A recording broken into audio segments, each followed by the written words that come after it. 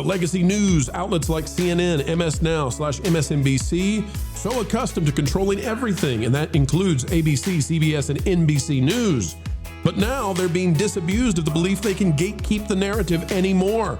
Catherine Herridge taking them to task, and oh my, Thomas Massie saying he'll unmask all of the names currently redacted in the Island Epstein files.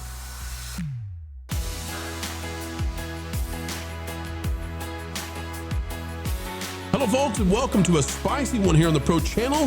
When we do cover the news of a spicy variety, we do so with a glee and a zeal that even the Holly Weirds can feel. No, not even a ghost pepper can bother us, so capsaicin, well, we'll have fun with it. Folks, as we dive in, click the like button, drop a comment down below.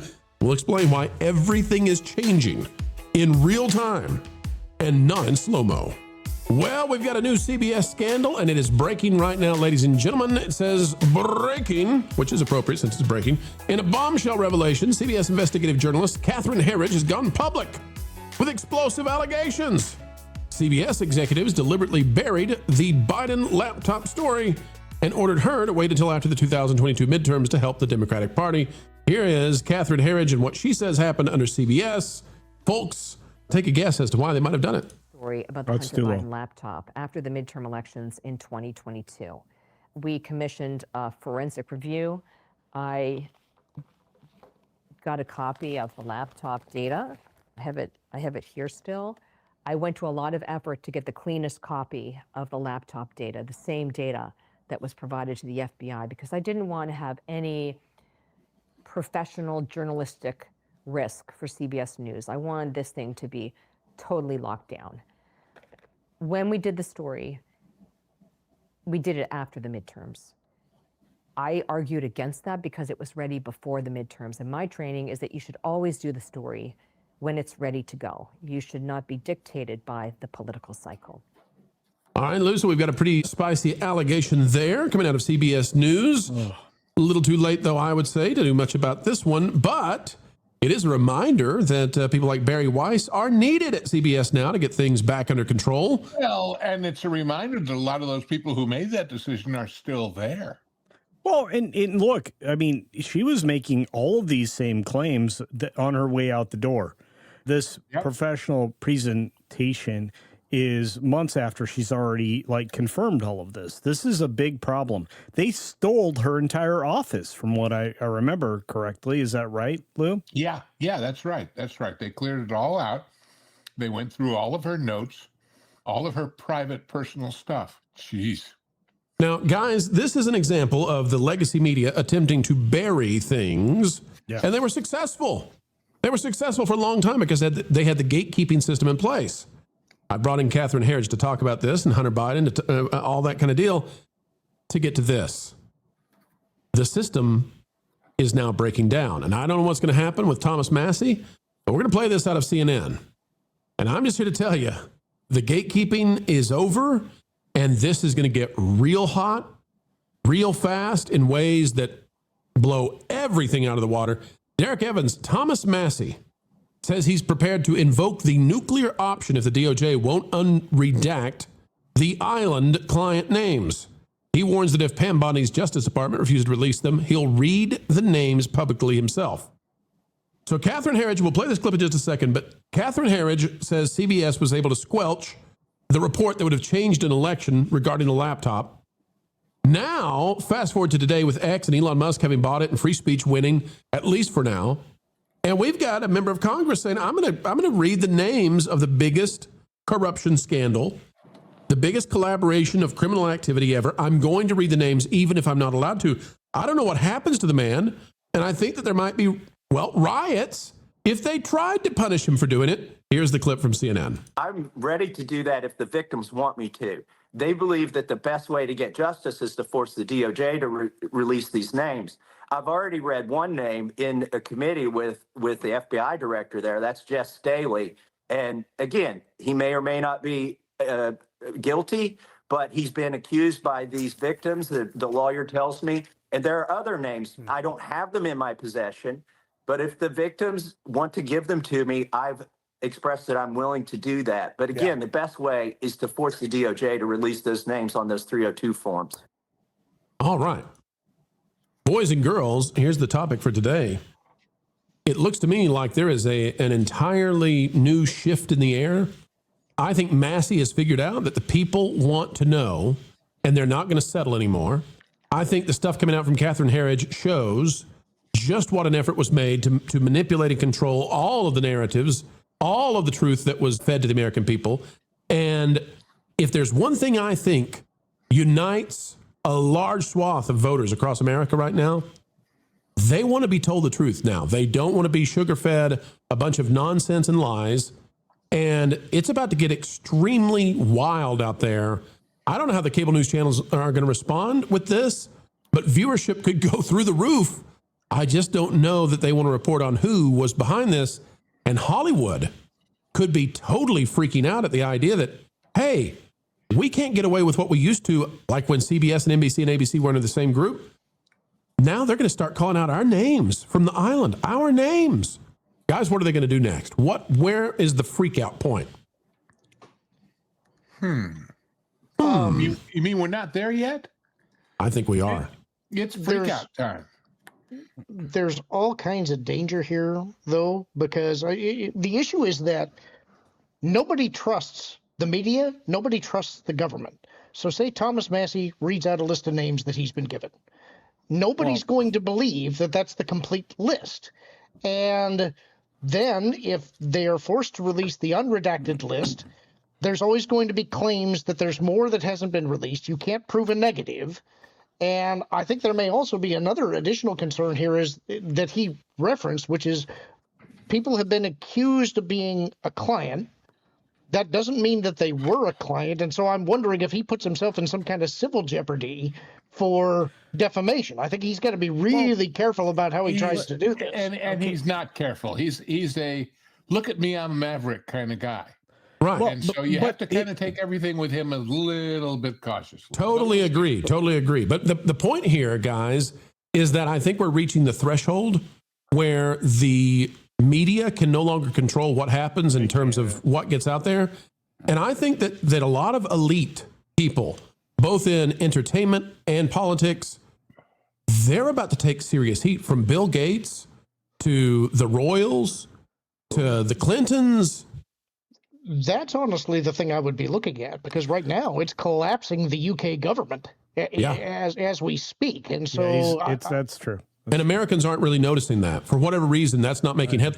For whatever reason, come on, bro. Because they don't want to report it here. The UK government is collapsing under this threat.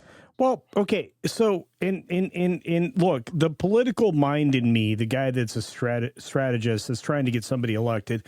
I'm going to say this is a good move for Massie, because he's going to get his butt kicked in a primary in the really near future.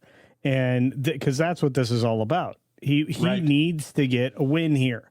And it's gonna create civil strife in a way that, our friend Lauren was describing, in that even the innocent are caught up in this. And that's the problem. These files have innocent people's names in them all day long, including the professional skateboarder Tony Hawk, who had nothing to do with any of this.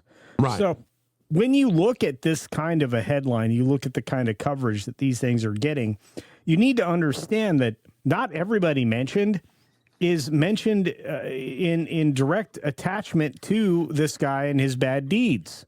They have ancillary connections that have nothing. There's no meaning behind them. And I think that's the biggest problem we have. It's not like, Bill Clinton, who you can tie directly to him, or anybody else. It's just, there are going to be a lot of people caught up in this. And you know what? Unfortunately, that may be what it takes. I'm okay with some names coming out, and later are explained away. What I'm not okay with is the great level of secrecy that even now exists, and the redactions that were supposed to be removed still being there.